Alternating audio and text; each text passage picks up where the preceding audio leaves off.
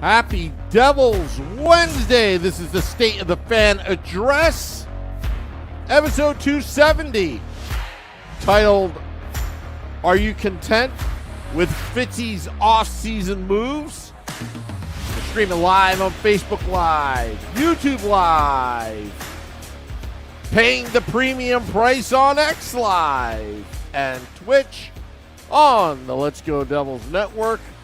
I'm your host, Sam Wu. We're here with Pucks and Pitchforks blog editor-in-chief Nick Villano.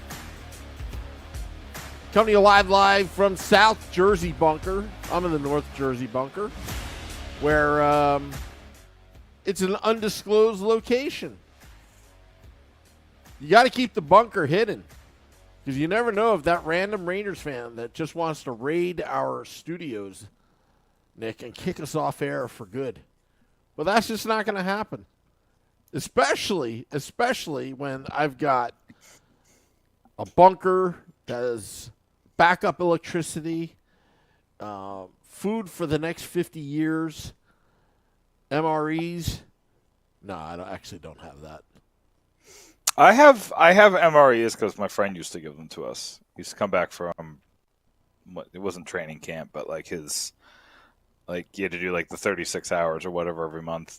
Come back with a bunch of MRAs for the office and used to share them with me. Is that our taxpayers' dollars at work? I mean, I got what I paid for. Oh, good. Hey, got mail. Got the mail. Yeah. I'd have to assume about 30 cents of my taxes every week go to the military. So it's I'll pay for 30 cents for a meal. Yeah, you know what? I'm happy for you. It's sorry. No. I was just gonna say it feels like space food almost. You know what I mean? It's vacuum packed. You know what? Ready to go. One of my favorite things is watching YouTube videos of. There's this one guy that would eat MREs, even dating back to World War I, and opening it up for the first time. We're going to the Vietnam War and what it looked like. And I remember one time, I think he had a World War II MRE, and it's like a meal kit, and he actually opened up one of the cans with the can opener that the military would issue to you, and it's like some pound cake of 70, 80 years ago, and he would actually eat it, and it's still fresh. Fresh is a weird word to use there. Still edible. Edible. That's it. Yeah, well, speaking of still edible, I wrote a story yesterday about how edible Jacob Markstrom's next 2 years are going to be. And when we talk, and the thought came on from the Nico Dawes contract, right? We learned a lot from such a relatively small move, right? We learned that the Devils feel that Nico Dawes definitely needs another year in the AHL, which was obvious since they have Jacob Markstrom and Jake Allen on the NHL roster. But after that, it seems that they're at least willing to gamble that he's ready for the NHL. And what I mean by that, for those who aren't aware, and if you're on social media, every single writer has brought this up. So Nico Dawes' contract is what's called two-way in the first year. So what that means, and a lot of people means that he's not eligible for waivers. That's not what it means. Dawes is, in fact, not eligible for waivers because he's a goalie, and goalies go by different rules than skaters. So he can go to the AHL without being able to be claimed by another team. What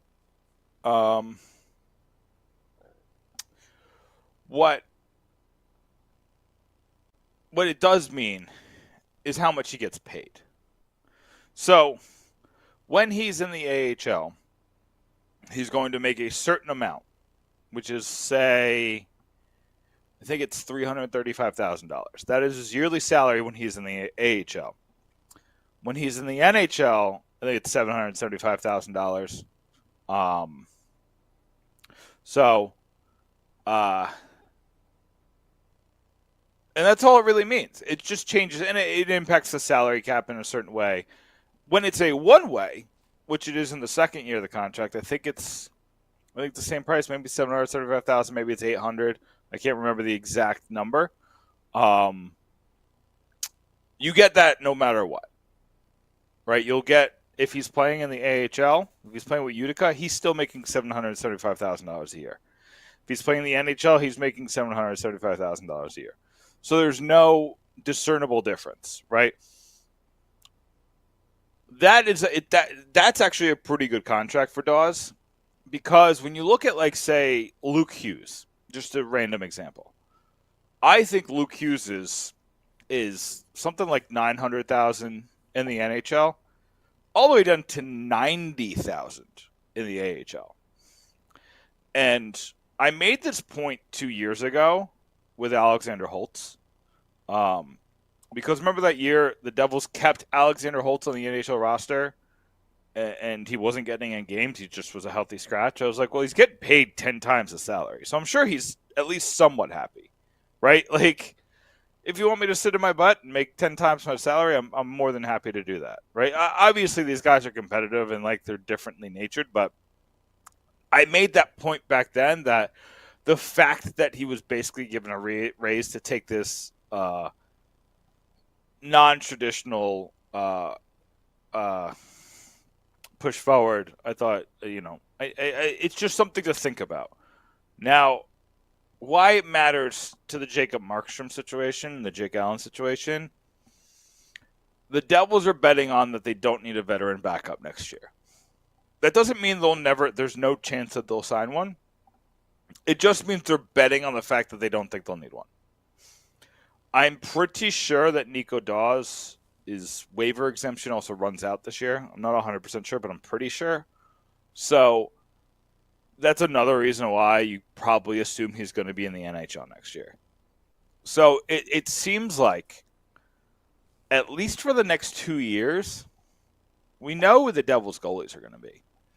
And there was a lot of things that said that the Devils had lost faith in Nico Dawes, and a lot of people have. Like, his numbers aren't great when you look at them in total, but when you kind of take a microscope to his stretches when he's healthy, they look really good. But the Devils did trade away a Kira Schmid, which showed that they picked one or the other. They picked Dawes over Schmid, and they really picked Poulter over Schmid too, right? Like, they picked. But there was some reporting by John Bailey, who did it. He, back when he was doing stuff for us at Pucks and Pitchforks, he found some quotes from his agent that said he wasn't happy. His agent said he thought he was going to get $3 million over the offseason. So there was an interesting soundbite there. But the Devils picked Poulter and Dawes over Schmid. That's clear. They also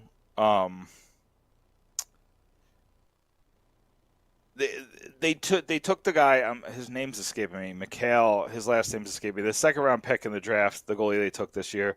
That kind of threw things off, right? Because you don't take a guy in the second round who's a goalie if you don't think that he's at least has a chance to be the future, or a good chance. Like, you'll have a lot of faith in that guy. But also with goalies, it takes like 3 or 4 years, so you have time.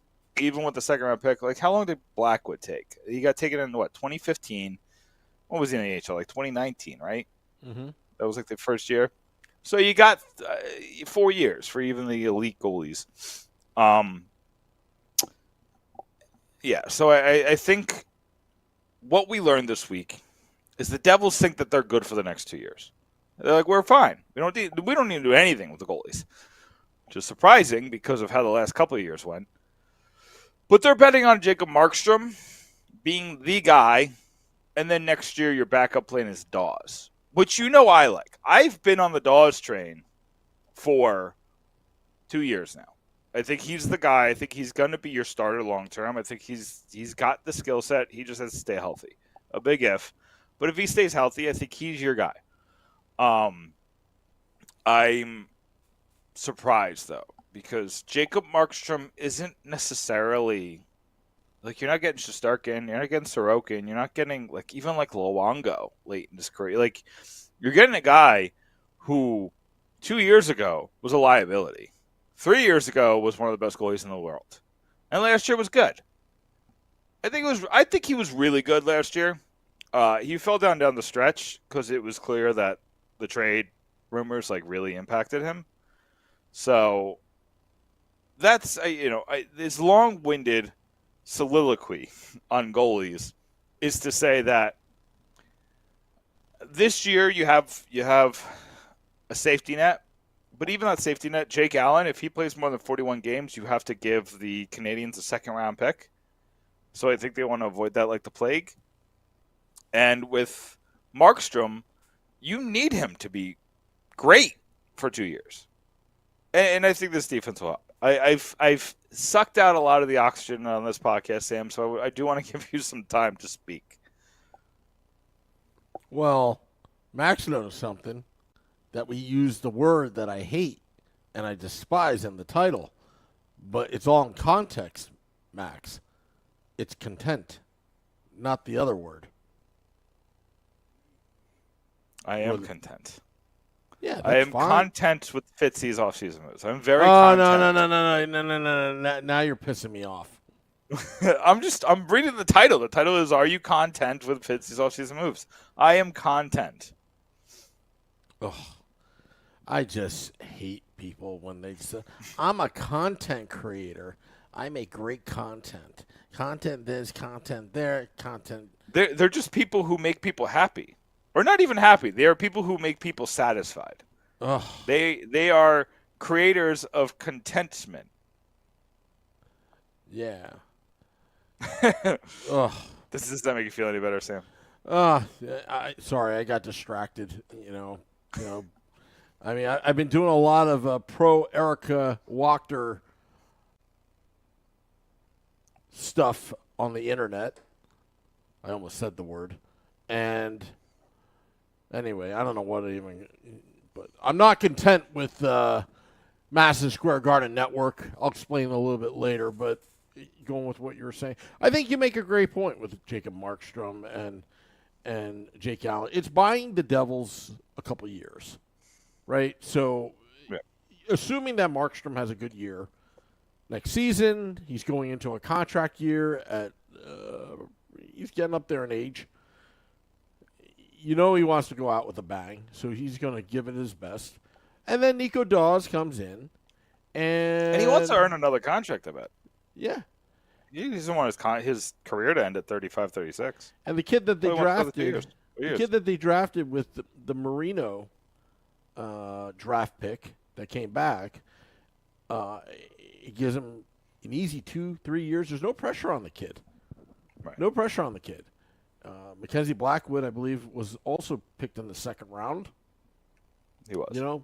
But this was the best. I would say the best goaltender in the draft. Am I correct on that? There was 4 guys.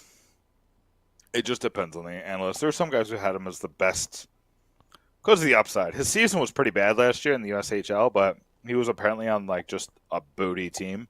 Yep. So he was just facing 30, 40, 50 shots every night. So there were some people who were concerned over just the pure statistics of it and just how he dealt with that. But I think he's 6'5", 230 or 215, 230, somewhere in there. He's built like a professional wrestler. You know what I mean? He looks like the Undertaker out there.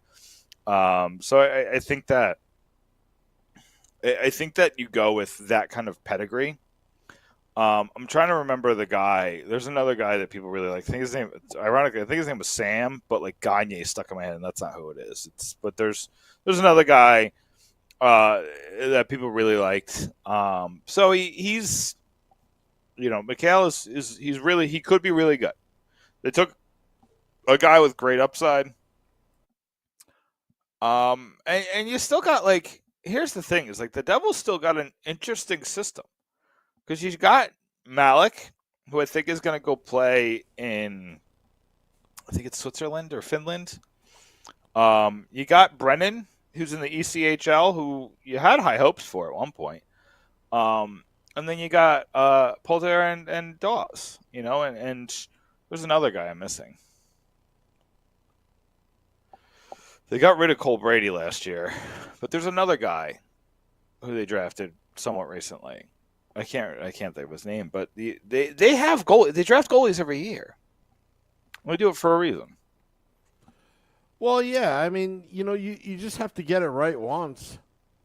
In all seriousness, I mean, the New Jersey Devils, they were drafting goalies after Martin Brodeur. You got Mike Dunham, who went in the expansion draft. I mean, the combination of Dunham and Brodeur in the late 90s, they were both two relatively young goaltenders, and I believe they won a Jennings Trophy together, if I'm not mistaken.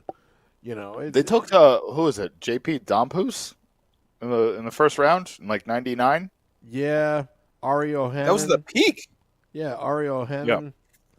Yeah. And then who else did they pick? Scott Clemenson as well. I was going to say they picked Clemenson.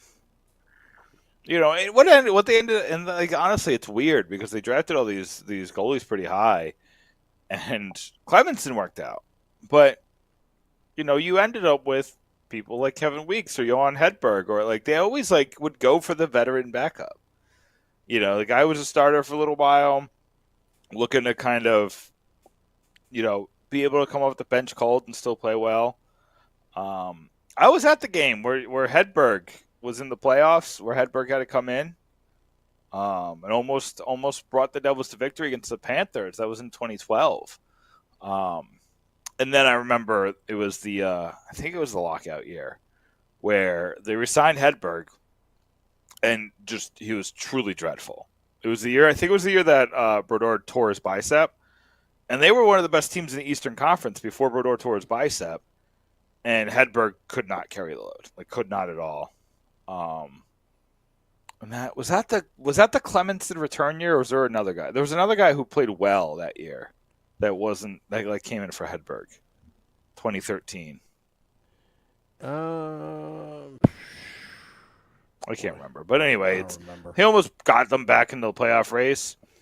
But when Brodeur came back, he was kind of a shell of himself. And you remember that year, Brodeur was always great with endurance, but that was the truncated schedule.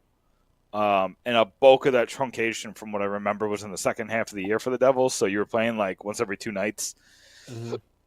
Between Brodeur's age and coming off an injury, and the Devils were getting desperate.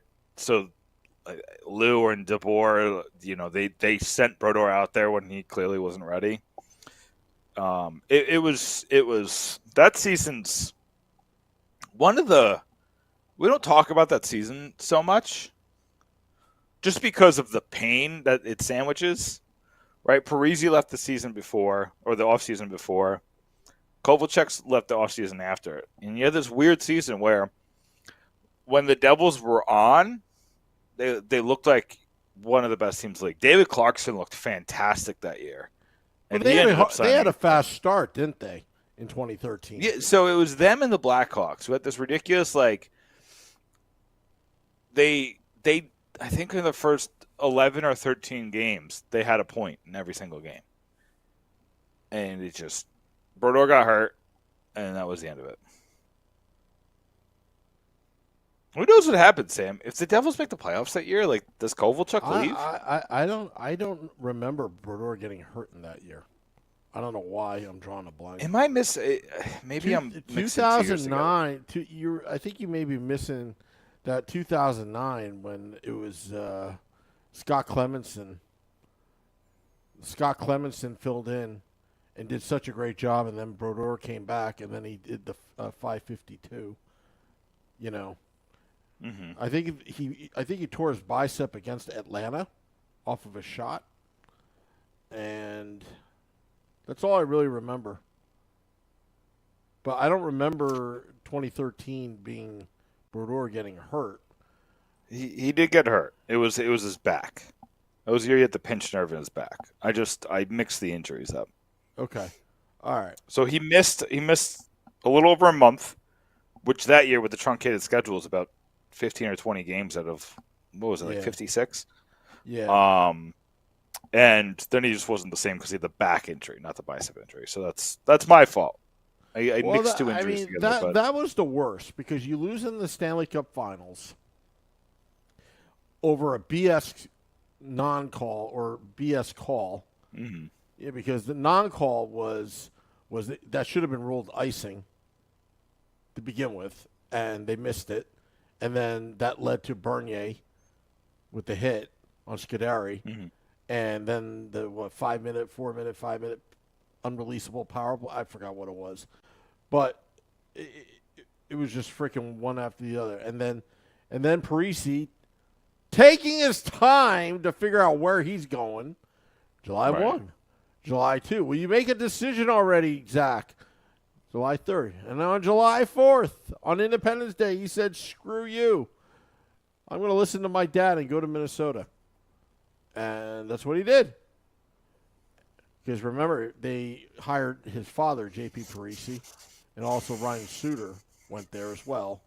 So that's how that came about. And you still had Kovalchuk. It was a big loss because you got nothing back for Parisi.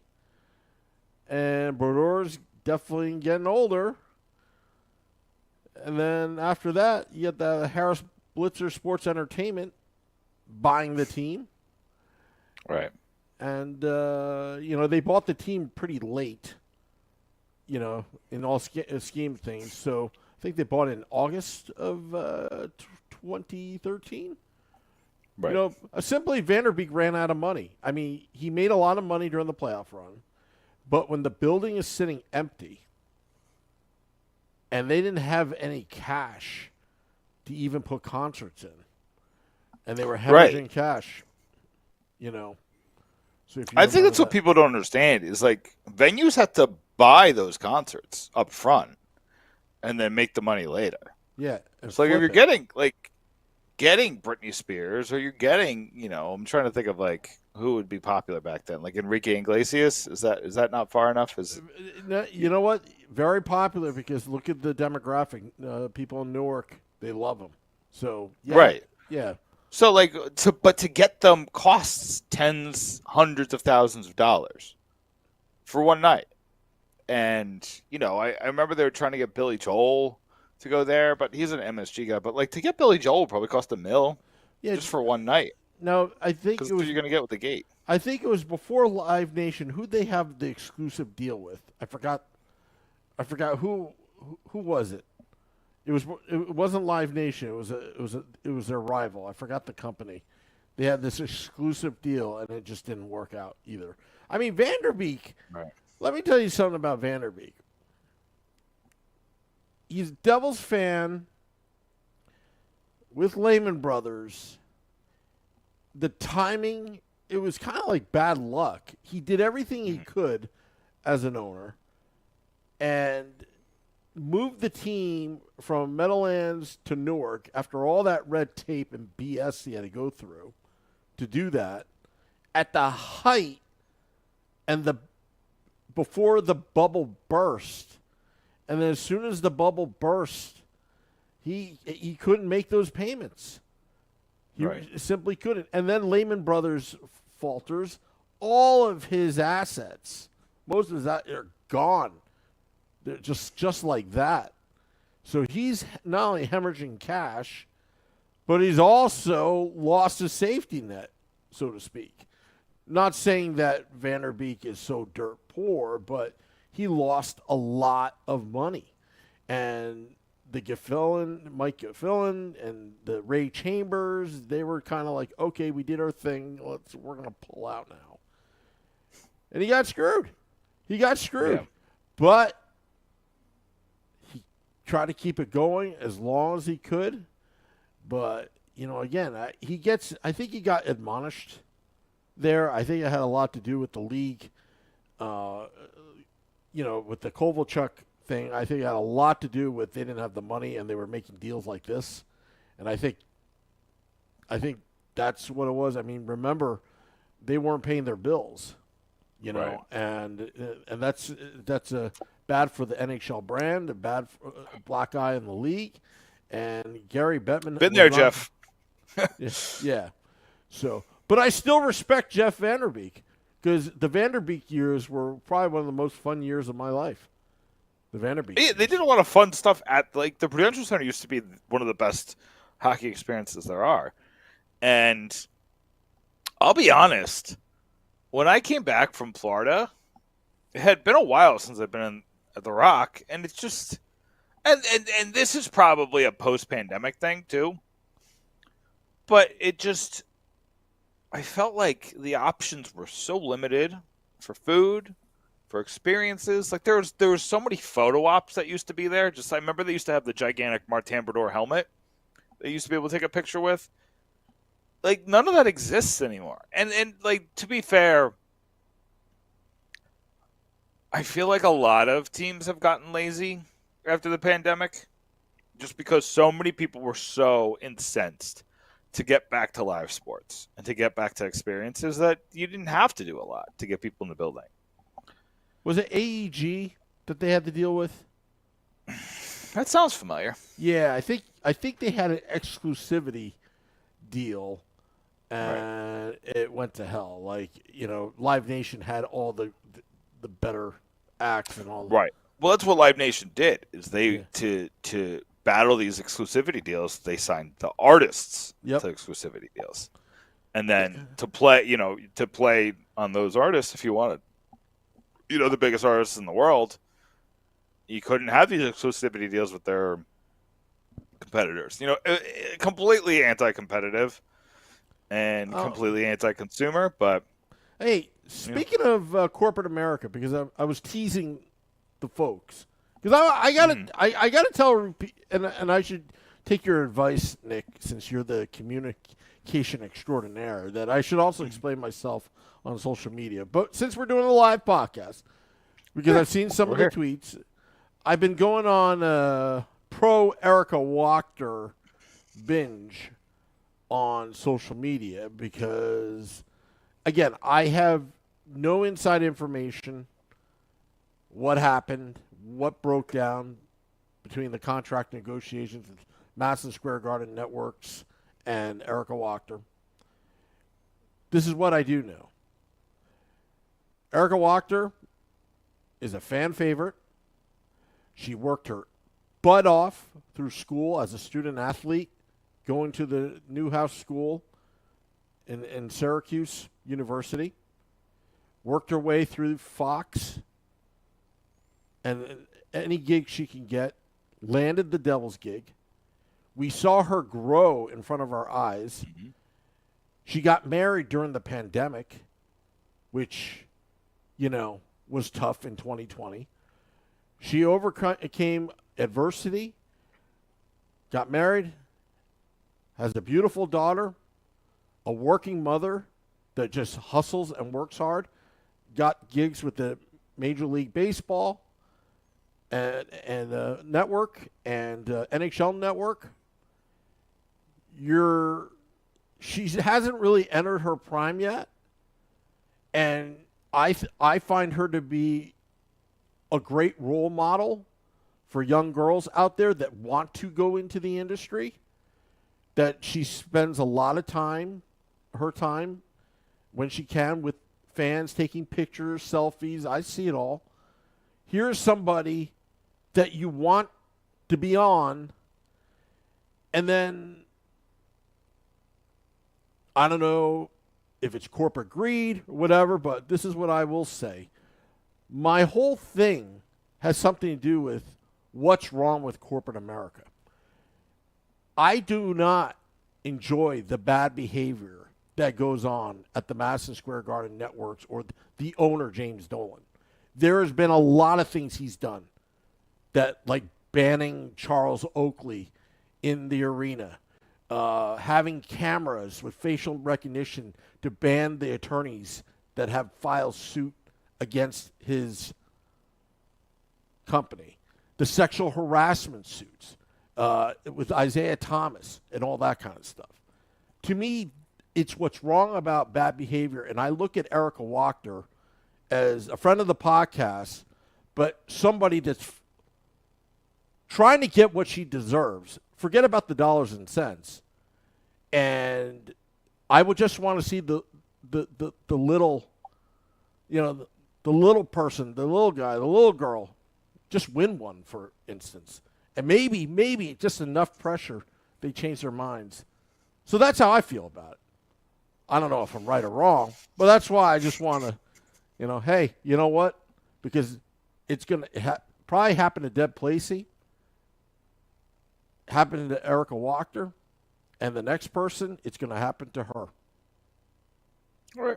Assuming they hire, another, woman reporter. But James Dolan, I do not like that guy at all, and he's built a culture there. To me, is morally wrong. That's why I want to see Erica win in this one, and it's a long shot. Yeah, but I'm tired of staying silent. So take it for what it's worth. That's why, hey, I'm not doing anything negative here. I just want Erica Wachter to get recognition that she should be rehired, even though it's probably a lost cause. I'll tell you this. It's a little weird that nobody's been announced yet. And I wonder...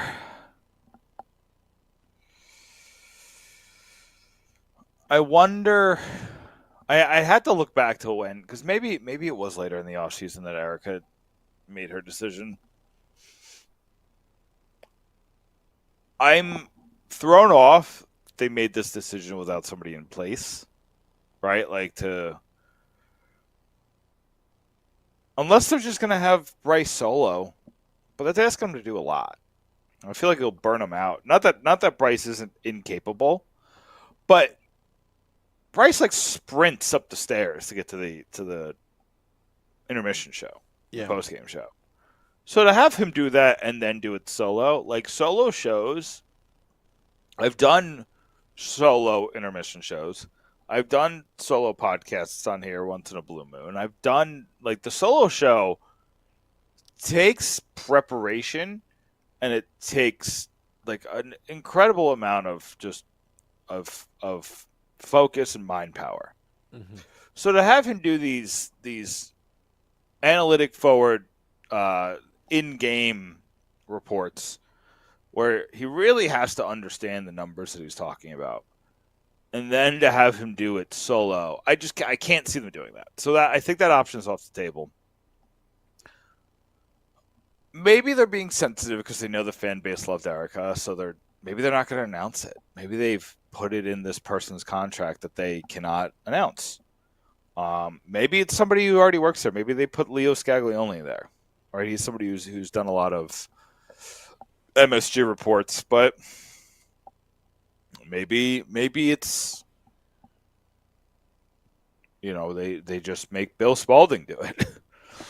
Maybe he doesn't get a break and he's the intermission guy to save money. Again, there's. I just want to reiterate here: bad behavior of this company. They can't even get a deal done with Comcast, and then they put the fans. They put the fans. Do you know how many PR emails I got from Madison Square Garden Networks about, basically mudslinging, Comcast, kind of like mob tactics to get everybody to call the federal the FCC and the FTC. There were emails generated by this network to get us to do their dirty work, but it just always, But nobody's going to pretend James Dolan's a nice guy. He's having a nice moment because he did the Sphere, and people seem to like it. But this is not a good guy. So this is all evidence points this as being a bad guy, right? Just a not good guy, a guy you don't want on your team, a guy you don't want anywhere around your team, and. I feel a certain kind of way. I'm a Yankee fan. You're a Mets fan. So the way they did their broadcasting rights are both very different. I feel a certain kind of way about the guy who owns the team also owns the journalistic outlet of the team. I just feel a certain kind of way about that. There's a reason you do that. Maybe part of it is making money, right? Like maybe part of it is just the income that it brings. I don't think that's what it is. I think it's controlling the narrative. And I think that's what he wants to do for Rangers and Knicks games. And I think there's a part of him that takes solace in the fact that he kind of controls a part of his biggest rival. And I can see them, like, I was pretty floored when I heard that the Devils re-signed with MSG. I was. Especially when the Devils consider themselves more of a content company than a sports franchise. Now they may have an opportunity. What am I supposed to do with that, Sam? You used the word. Yeah, but that I'm just using in context of what they have told me what they are. I'm just basically regurgitating that bad word. You know, it's kind of like saying an entertainment company. Yeah, like yeah. Now they're about to have possibly an arena in Camden, which I find fascinating. Which I would that's for the Sixers, right? Yeah, for the Sixers. You know, where am I going with this? Is that I think they took the quick, easy money with James Dolan with that deal when they extended that. Do you know how long that deal is? Because the last deal was 20 years. This can't be 20 years. And it was a colossal, like, I've been on record, sorry I didn't mean to cut you off, but I've been on record that the biggest mistake Lou Lamoriello made, because we were told at the time that Lou Lamoriello was key in making that deal, that was his biggest mistake. No, not the first round picks. No, it's not. I disagree. He lost his team tens of millions of dollars. Being locked in that contract during the boom of RSNs. Nick, the reason why they made that deal, if they don't make that deal, we don't have Prudential Center. They had to make the deal. They were forced to make the deal. MSG fronted the cash to put the down payment on that arena. They went into Vanderbeek's office around 2005, 2006, and they made that deal. And most of that, I believe, they fronted $78 million. Does that make it a good deal? No, I'm just saying that if they don't make that deal, the Devils may not be the Devils. Where are they going to go? What you're saying, but stay at the Meadowlands? The Yes Network. Are they going to play Yes at the Network would have given them money. Are they going to play at the Xanadu rink or whatever they call it? Well, I mean, listen, like the Arizona Coyotes showed you could figure it out for a year. If you have if you have smart ownership. They don't have smart ownership. You know, there was places they could have gone for a year, and you know, it would have been ideal, but you know, and I guess that's a bad example because they were hanging on to nothing. But like if you had, I guess I'm trying to think of like, there's not really a good example. If you had something in the horizons and you're just waiting for the cash, you can find an in between. But I digress. I thought 20 years was too long, but they needed the money because the Yank Nets fell apart. What were they going to do? So, again, Jeff Vanderbeek at that time period was really pulling Hail Marys because he had to get the deal done. And remember, they should have got this deal done a while back when George Steinbrenner was involved. But because the Devils were hemorrhaging cash, because of the arena, and because of everything, he pulled out, you know, and here we are. Although I don't think Devils fans would have been happy with Hal Steinbrenner. Or Hank? Which one is it? All the above. No. Yeah. Because they were supposed to be on the Yes Network. That was the rumor. Why that would was like they the be? prevailing rumor. Why wouldn't they be? They own the team. Yeah. But they didn't own the Nets, did they? Oh yeah, they own the Nets and the Devils. So they owned the Nets before the Remember, Russian guy Lou got involved? Lamoriello was the president of the Nets as well. If you remember, Jason Kidd's wife at the time had to negotiate with Lou Lamoriello to have the families be in the locker room during before and after the game. Yeah, I got to go back to that. Do I know more than you, Nick, or am I just older? Oh, you're older than me. I don't. Yeah. You got to remember, like, think about like what you know about the late '80s and early '90s. Like, I don't think you knew the ins and outs of the business. You know what I mean? But that's kind of where I'm at. Like, I was in 1998. I was 9. You know what I mean? So, Wow, now like, I feel old. In 1998, I was listen. If you're going to take out a to shot at Beaver my Stadium. knowledge, I'm going to take a shot at your age. No, listen. Truthfully, I write a lot of my history pieces to learn, and I enjoy that part of writing. I feel like I would put my research and my thought process on writing up against anybody doing it right now in this sphere, like in the blog sphere. Like the guys at the Athletic who are doing it full time have just so much more time in their hands. They can kind of get into it a little bit more. But when I look at a history piece, I really tend to find the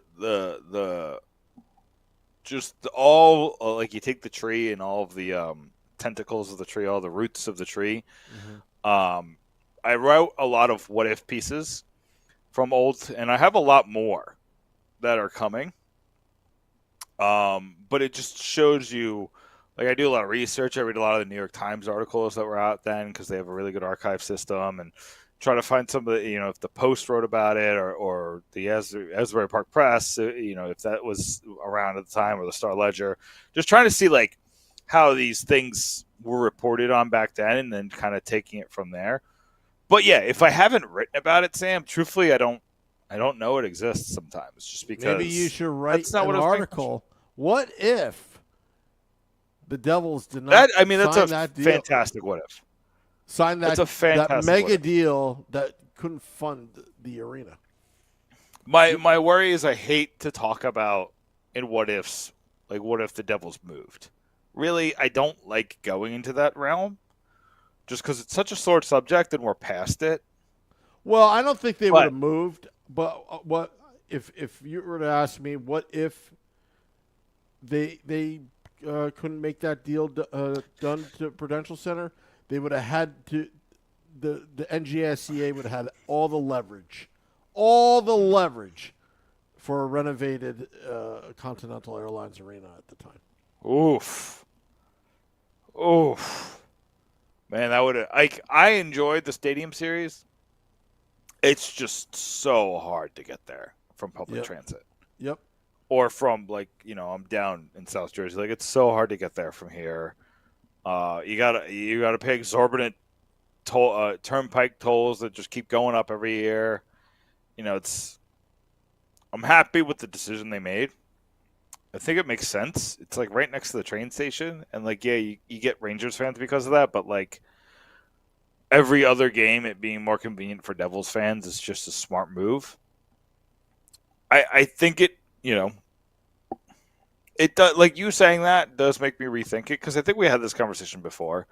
I'm starting to remember that. I still don't love 20 years, and the Devils really did lose. Like they could have made $78 million. Like some of these teams, like the Diamondbacks, were making these crazy numbers, and I know they have 162 games, so it's slightly different. But the Diamondbacks are making like $70 million a year. I'm making this number up, but they, these teams. I know the Dodgers made a stupid amount of money, and everybody was like, "Well, you're getting so much money from the RSN. Of course, you could pay crazy contracts." But what if the money's? What if they didn't make that deal James Dolan would have been screwed. That's why you had to make the deal, because the Yankees bolted. They were innovators of the time for Yes Network. The Mets filed suit with Comcast, with SNY. Okay. Right. What is What is James Dolan going to do?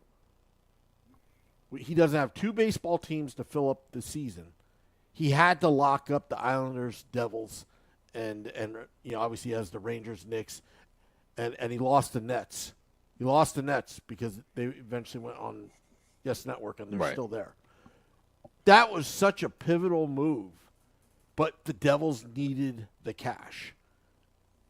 And maybe the Islanders. I get it. It is what it is. Still doesn't explain why you re-signed with them. I think it was this year or last year. I don't get that. You were clearly treated as lesser than. Well, I'll tell you a reason why. Because the Devils have the ability to start an RSN, but the problem is that's like so 2000. You don't want to do that.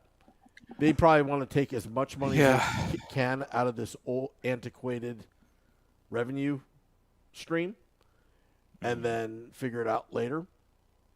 I'm also curious. Oh, sorry. No, and also, you got to realize who you're dealing with. The Devils owners are smart hedge fund guys. It's all about the valuation of their team. And the higher the valuation, the more that they can borrow, because they got a lot of bills to pay with that Washington Commanders that they just bought. So just think of that. Yeah. Just think of that. Am I a smart sports business guy? Or am I just No, definitely. You definitely have an idea for it. My other thought is, I wonder if there's something in there, and Harris and Blitzer are trying to start an RSN in Philly, maybe for the Sixers, and maybe they think they can get Devils coverage down here. Well, if they start, because MSG doesn't come down here. If they start an RSN in New Jersey, it would be the biggest sports market in the United States, because you combine New York and Philadelphia, 1 and 4 in one state.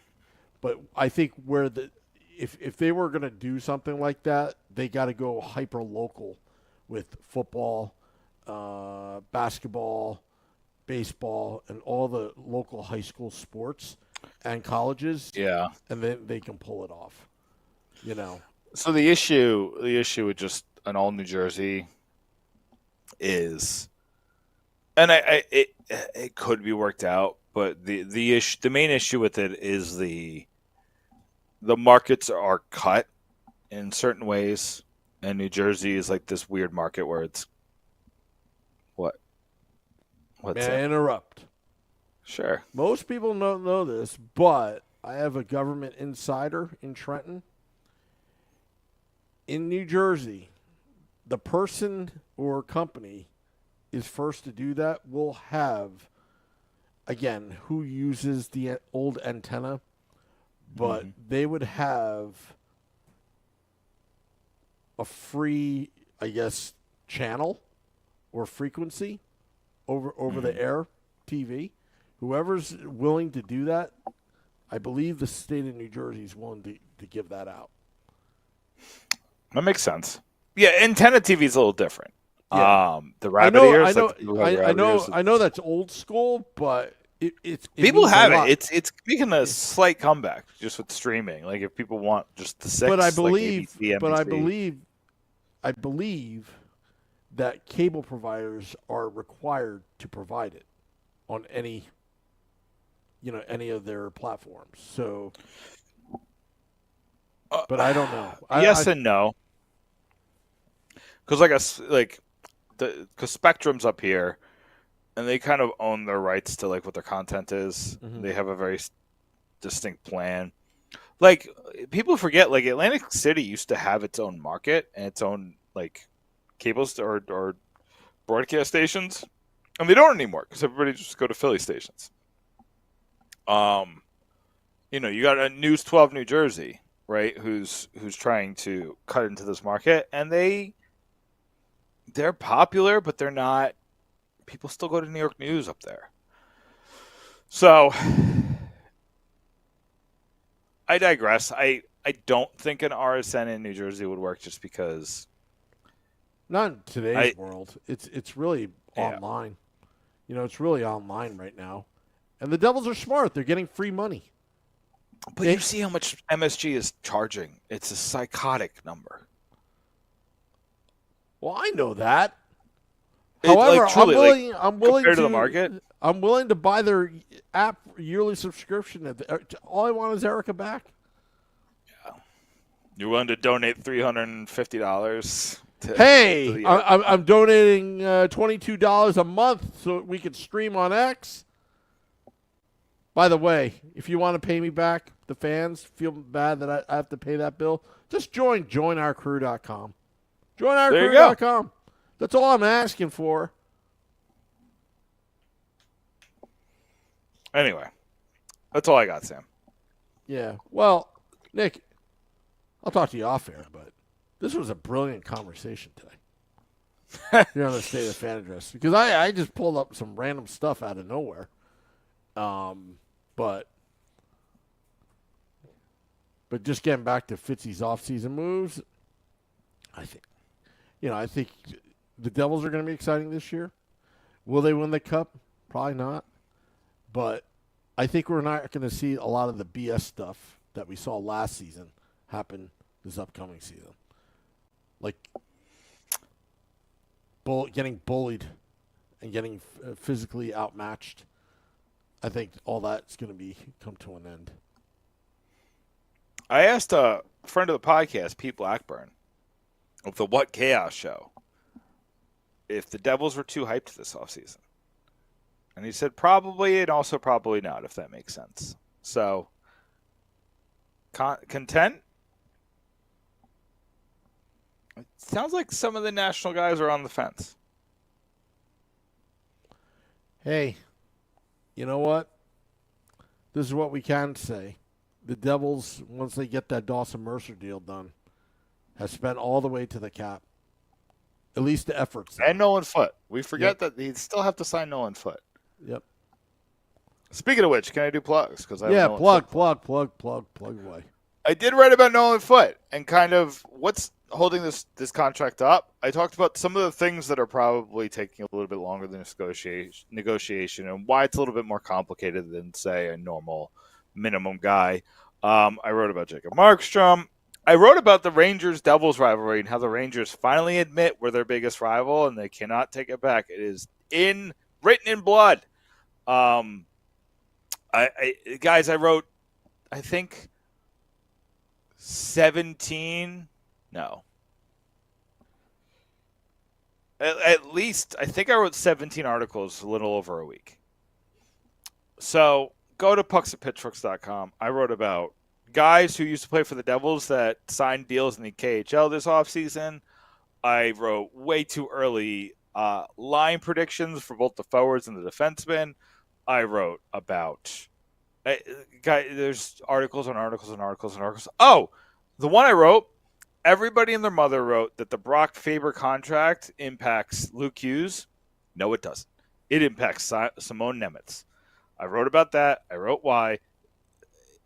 Faber and Luke Hughes are not the same player at all. They also, Luke Hughes has a family connection here. They're not the same situation at all. You're just comparing it because they're both really good defensemen and are going to get paid a lot. Simone Nemeth, though, very similar to Brock Faber in style of play and impact on the team. And if he sees a guy get an 8x8.5, I think he's going to ask for something similar, which is really going to complicate the cap, especially once you have to re-sign Nico Hischier. Is that it? All your plugs? There's 17 articles. Plus, there's an article by Craig Patrick, who wrote about the Nico Dawes contract. Neil Villapiano, who many of you know from the podcasting and blogging world. He's a brand new contributor, and he wrote about Polter and just what he's going to be doing in the future and how he's going to impact the Devils' goalie thoughts moving forward. But that was his first article for puckspitchforks.com. Yeah, and we have a really fun series that Vinny Parisi is going to start on next month. So keep eyes for that. Awesome. Well, one thing I'm going to plug is joinourcrew.com. And also, someone said, Select a Voice said this, Sam, you should acquire a capital and buy the team. That's what I say. So you could. I'm still waiting for our jet. Well, I'm just about to plug. You can find me on Twitter or X at Primetime Sam Wu. Buy a Cameo today so we can get to that point, buying a private jet so we could just travel together and watch our team demolish the opposing team in their building and walk out like champions. And buy the New Jersey Devils as well. That's all I got. But I want to thank everyone for tuning in. Driving the podcast at midnight. Go to pucksandpitchforks.com. Have a great night, everybody. Till next time, let's go Devils.